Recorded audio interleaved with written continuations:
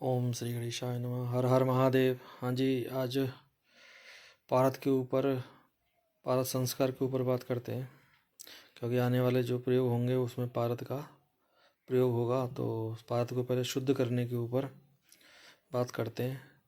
तो इसमें 8 संस्कार या 7 संस्कार या 5 संस्कार तक पारद करके शुद्ध करके ले लिया जाता है कीमिया के काम में। और जो खुराकी तौर पे जो होते हैं वो नुस्खे अलग होते हैं। तो हमें तो पर्पस हमारा ये है कि हम पारद को कीमिया के लिए तैयार कर रहे हैं। तो कीमिया के लिए तैयार करेंगे तो पहले हम संस्कार की बात कर लेते हैं। तो संस्कार में ऐसे बताऊंगा जो कि आपके शॉर्ट होंगे और वो आसानी से होने वाले होंगे। संस्कार पारद के 5 संस्कार या 6-7 संस्कार तक मैं बताऊंगा, जिससे कि इतने में हमारा काम चल जाएगा पारद को प्रयोग करने में। तो पारद आप ले लीजिए, 50 ग्राम ले लो, 100 ग्राम ले लो, जितना मर्जी हो उतना ले लो, ठीक है ना। और पारद वैसे तो हिंगुल से अगर आप निकालना चाहें तो हिंगुल से निकाल के ले लो, उदरपातन करके, उदरपातन यंत्र में डालकर, और उसका अलग वीडियो बना दूंगा। और यदि पारे को आप डायरेक्ट ही बाज़ार से लेते हैं, हिंगुल से नहीं निकालते हैं, तो फिर आपको पारद आप बाज़ार से ले लो, लेकिन उसमें मिलावट ज़्यादा होती है, शीशा वगैरह लेड वगैरह उसमें मिला हुआ होता है।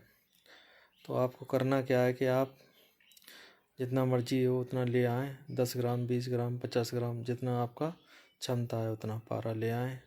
और मुंह पे मास्क लगा लें, हाथों में ग्लव्स पहन लें, और आपके नाखून ना हो, नाखून काट लें आप, ठीक है ना। और सारी सामग्री अपने पास में रख लें।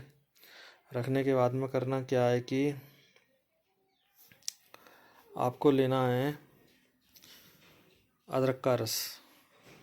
अदरक जो बाज़ार से जो हम लोग खाते हैं सब्जियों में और चाय वगैरह हम डालते हैं, वो अदरक का रस लेना है। अदरक का रस कूट कर और कपड़े से छलनी से छान कर उसका अदरक का रस निकाल लेना है। 10 ml निकालो, 20 ml निकालो, जितना आपका पारा है उस हिसाब से निकाल लो।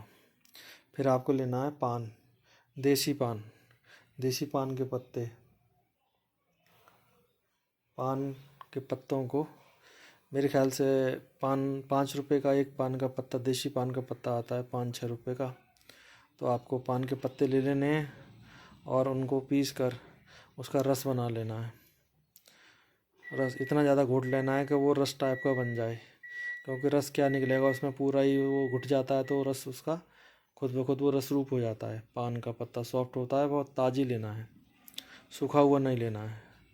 तो पान का पत्ता लेके उसका भी रस, उसको घोट घोट कर उसको चटनी टाइप का बना लेना है। रस वही रस रूप हो जाएगा। फिर आपको लेना है नौसादर, नवसादर बोलते हैं, नौसादर बोलते हैं उसको, अमोनियम क्लोराइड भी बोलते हैं।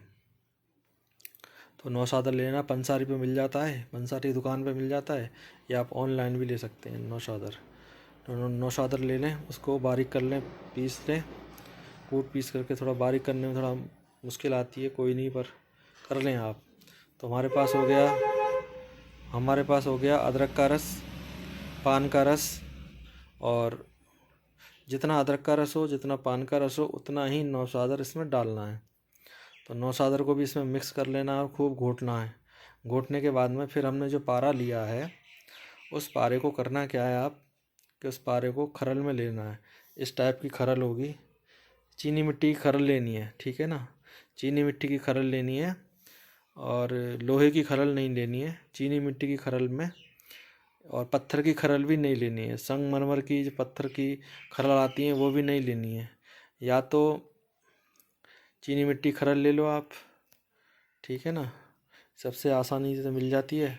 इसमें डाल के पारे को, और उसका आधा चम्मच करके उसको घोटना है पारे को, और घोटना है, और धीरे धीरे करके सारा उसमें रस डाल देना है, और घोटते जाना है, घोटते जाना है।